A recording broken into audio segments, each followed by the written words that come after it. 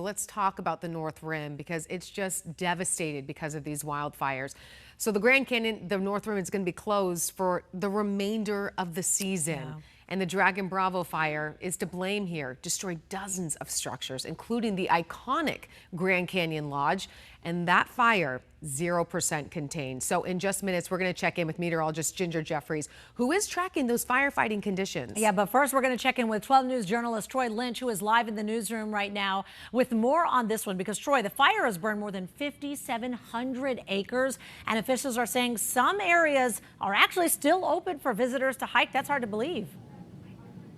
Yeah, believe it or not. I mean, that's the good news for the millions of people that come to the Grand Canyon National Park every single year. However, the North Rim, as we've already said, is closed for the rest of the season. But yes, there are some parts of the South Rim where you can hike parts of the trails, but you're not going to be able to hike the full parts of the trails, at least for the time being. But I do want to show you some of the trails in the Inner Canyon that are closed right now that are incredibly popular, like the South Kaibab Trail and North Kaibab Trail, also the Bright Angel Trail, Phantom Ranch, and then the Bright Angel Trail below Havasupai Gardens. Now, they're going to be closed until an assessment is done and officials say it's safe to hike again. And the fires will likely impact tourism to the Grand Canyon because according to the National Park Service, the Grand Canyon contributed $768 million to the local economy in 2023, and that supported over 10,000 local jobs. But also take a look at this. This is video from the South Rim that we took just a couple of days ago. You can see the smoke from both the Dragon Bravo fire and the White Sage fire covering the canyon and affecting the views. But hikers from all over the country still coming to do as much hiking as they possibly can. But there was a woman from Prescott who actually made it all the way down to the Phantom Ranch campground before evacuation orders were put in place and had to be evacuated by helicopter.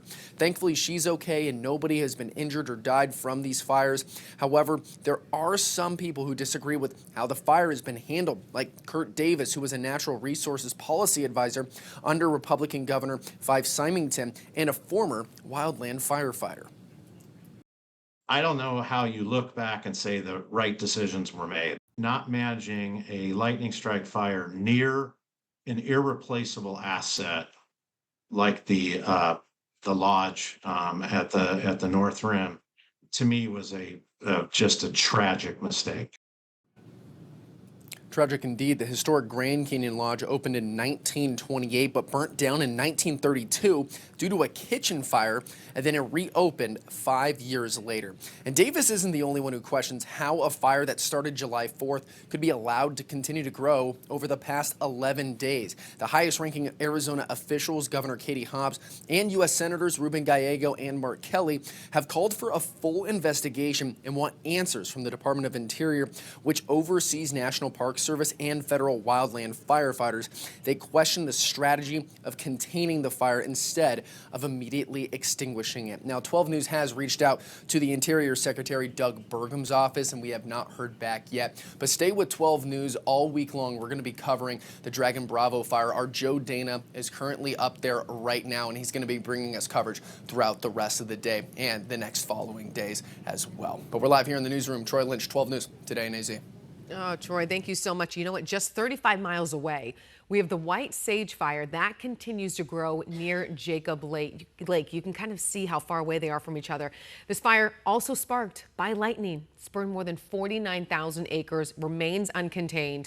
Mandatory evacuations are still in effect. And like we mentioned, the North Rim of Grand Canyon National Park closed for the rest of the season. Fire officials say could be days before they gain the upper hand. But that's where we hope monsoon does its job and gives us some rain, some moisture, because that's also something that has really contributed to this, Ginger, as we send things over to you, is the low humidity that we've been dealing with. Yeah, the air is something that the flames can just run through, and we do have some improvement. The monsoon, as you mentioned, the temperatures, though, even though they've been high, the National Weather Service has already shortened the extreme heat warning that's specifically for that Grand Canyon Village area. But certainly because of the erratic wind and the very dry air that's been in place place. I mean, conditions have been just prime for this wildfire to run. Unfortunately, the reporting station in the Grand Canyon, that was burned up. So we don't have actual data coming in from that website, but I do have some other weather spotters in the area. And we've got current winds out of the north at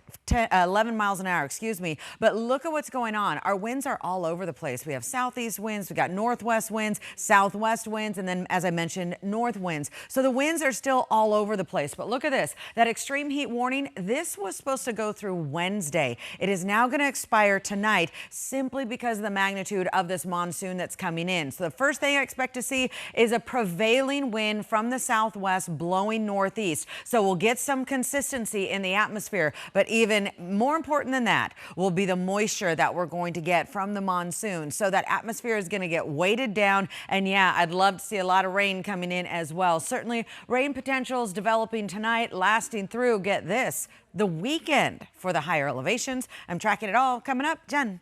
Okay, thank you, Ginger.